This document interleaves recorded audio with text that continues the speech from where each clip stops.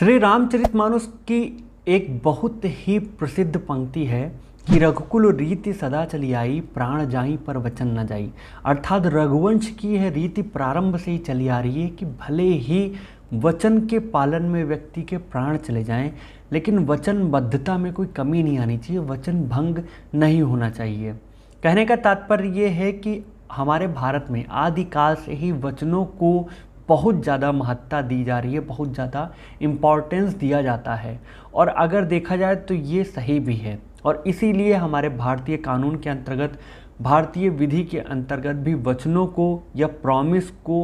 उतना ही इम्पॉर्टेंस दिया गया है जितना कि बाकी के प्रोविजंस को भी दिया गया है। और इसीलिए भारत के एक कानून के अंतर्गत वचनों का एक अलग प्रभाग, एक अलग भाग ही है जिसको हम प्रॉमिसरी नोट्स के अंतर्गत जानते हैं, यानी कि एक टाइप का एग्रीमेंट होता है। Then just cause of Negotiable Instrument Act 1881 recognized three kinds of negotiable instrument, and the promissory note is the one of them. It is the most important and most used negotiable instrument nowadays. So it's become very important to know about the promissory note. और इसी वजह से आज के इस video में हम इसी प्रॉमिसरी नोट्स के बारे में, यानी कि परिक्राम्य लिखत के अंतर्गत दिए गए इस वचन पत्र के बारे में कि ये हैं क्या, इनकी मीनिंग क्या है, इनके डेफिनेशन क्या है, इनके काइंड्स क्या है, इनके एसेंशियल इंग्रेडिएंट्स क्या हैं, और इसके अलावा बाकी की सारी चीज़ों के बारे में बात करने वाले हैं। तो वचन पत्र के या प्रॉमिसरी नोट के इस वीडियो को बिना किसी अनावश्यक भूमिका के चलिए आराम से प्रारंभ करते हैं।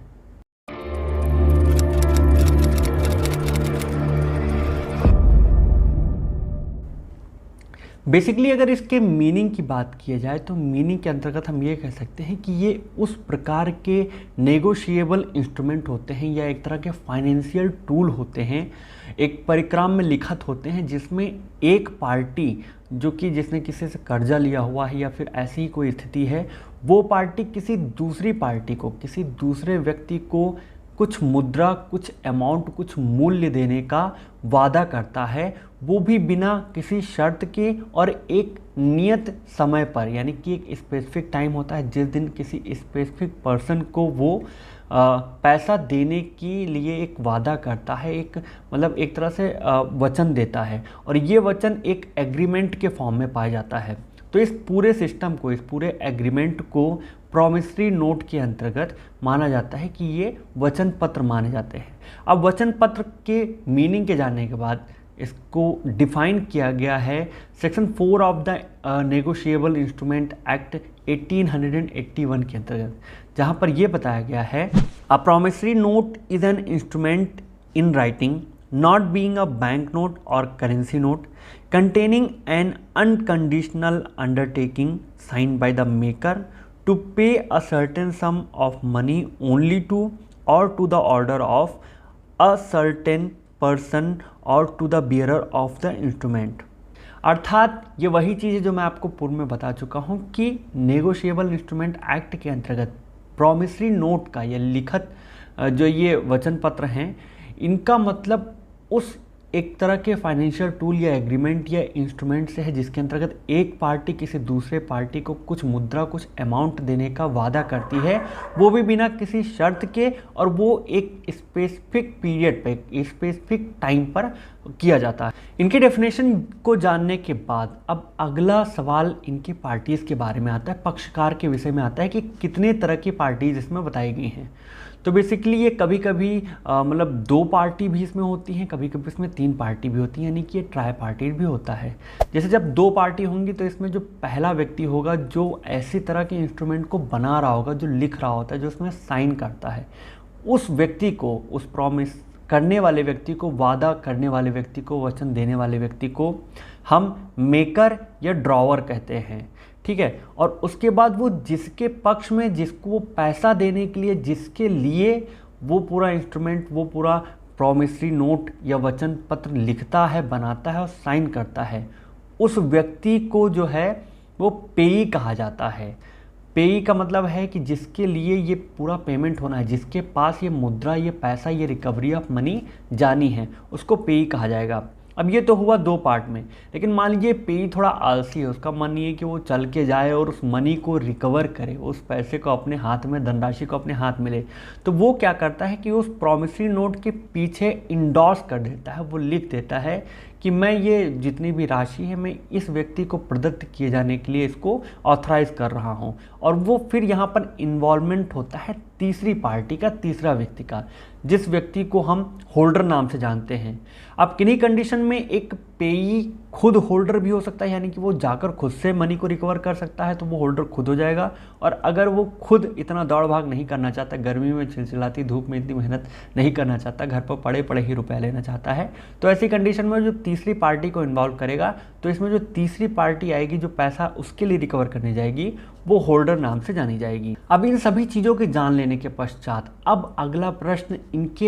एसेंशियल इंग्रेडिएंट्स के बारे में आता है, इनके तत्व के बारे में आता है कि कौन कौन सी चीज़ें इसमें पाई जानी आवश्यक है, तभी कोई चीज़, कोई जो इंस्ट्रूमेंट है वो प्रॉमिसरी नोट माना जाएगा या वचन पत्र माना जाएगा। तो इसमें जो सबसे पहली चीज़ है वो इसकी कंडीशन है कि ये एक रिटन इंस्ट्रूमेंट होना चाहिए। रिटन मतलब कि ये एक बाकायदा लिखित तरीके से होना चाहिए, उसमें हर एक चीज़ को स्पेसिफाई किया जाना चाहिए, और साथ ही साथ जो भी मेकर या ड्रायर जो इसको बना रहा है उनके साइन होना, उस पर उनका हस्ताक्षरित होना भी अति आवश्यक है। दूसरे पॉइंट के अंतर्गत इसमें यह बताया गया है कि इसमें एक्सप्रेस अंडरटेकिंग होनी चाहिए, यानी कि जो भी कर्जा लिया गया है, जो डेप्ट लिया गया, जो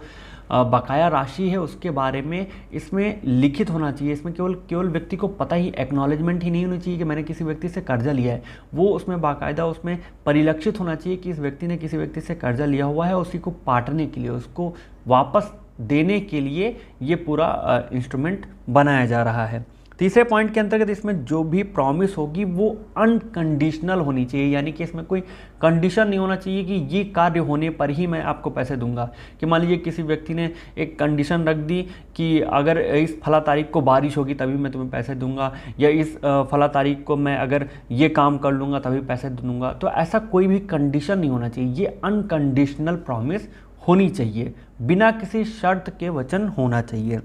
चौथे पॉइंट के अंतर्गत इसमें जो भी अमाउंट होगा उसको स्पेसिफिक होना आवश्यक है, यानी कि ये नहीं कि केवल अमाउंट लिख दिया कि मतलब कुछ हज़ार रुपए या कुछ लाख रुपए, ऐसा कुछ करके नहीं, आपको स्पेसिफिकली लिखना पड़ेगा कि इतने हज़ार या इतने लाख रुपए, इतने हज़ार रुपए, इतने 100 रुपए या इतने रुपए, ये सब चीज़ें स्पेसिफाई की जानी चाहिए। और सबसे लास्ट पॉइंट के अंतर्गत इसमें ये बताया गया कि एक बाकायदा एक लीगल टेंडर के रूप में होना चाहिए, यानी कि वो पैसे ऐसा नहीं जैसे कांग्रेस का बीच में एक मैनिफेस्टो आया था, उसमें सीधे सीधे कहा गया था कि मैं इनको 25,000 दूंगा, मतलब जीतने के बाद, इलेक्शन जीतने के बाद हम हर एक व्यक्ति को, हर एक वोटर को 25,000 देंगे। लेकिन वो ये नहीं लिख रहे थे कि 25,000 डॉलर देंगे, 25,000 रुपये देंगे, 25,000 यूरो देंगे, क्या देंगे, वो दिनार देंगे, दिरहम देंगे या फिर कुछ और देंगे। तो लीगल टेंडर के अंतर्गत यहाँ पर व्यक्ति को क्या दिया जाना है, वो डॉलर में पेमेंट करेगा, रुपए में करेगा, दिनार में करेगा, दिरहम में करेगा, यूरो में करेगा या फिर किसी और चीज़ में करेगा, तो वो उस नेशन की करेंसी लिखी जानी आवश्यक है, तभी ये लीगल टेंडर वाला बात फुलफिल होगा। ये तो हुई इसके एसेंशियल की बात। लेकिन अब अगर कुछ लोग इसके टाइप्स पर आकर अटक जाएंगे कि हाँ प्रॉमिसरी नोट्स के कुछ टाइप्स भी तो हो सकते हैं, तो टाइप्स के बारे में जानना इतना आवश्यक नहीं है, बस आप अपने एक्नॉलेजमेंट के लिए, अपने संज्ञान के लिए इसको ये जान लीजिए कि इसमें कुछ टाइप्स दिए गए हैं जो कि इस प्रकार हैं, जिनमें सबसे पहला टाइप जो है वो होता है पर्सनल का। पर्सनल के अंतर्गत परिवार और मित्र दोनों आते हैं, यानी कि वो सारे प्रॉमिसरी नोट्स जो परिवार और मित्रता के बीच में चलते हैं वो इस पर्सनल प्रॉमिसरी नोट्स के अंतर्गत लिए जाते हैं या आते हैं।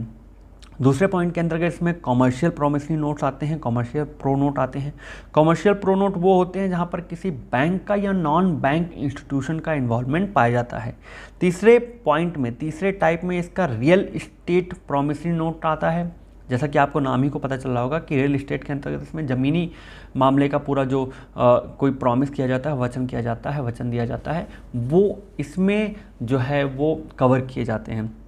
और सबसे लास्ट पॉइंट के अंतर्गत इनमें इन्वेस्टमेंट प्रॉमिसरी नोट आता है। इन्वेस्टमेंट प्रॉमिसरी नोट्स वो नोट्स होते हैं जो कि इन्वेस्टमेंट के दौरान शेयर मार्केट या किसी ऐसे ही विनियोग के वाले जो जितने भी प्रॉमिसरी नोट्स होते हैं जो विनियोग से संबंधित होते हैं, इन्वेस्टमेंट से संबंधित होते हैं, वो इस टाइप में कंसीडर किए जाते हैं, डील किए। तो ये था आज के वीडियो के अंतर्गत प्रॉमिसरी नोट्स के, उनके मीनिंग, उनके डेफिनेशन, उनके एसेंशियल इंग्रेडिएंट्स, उसके टाइप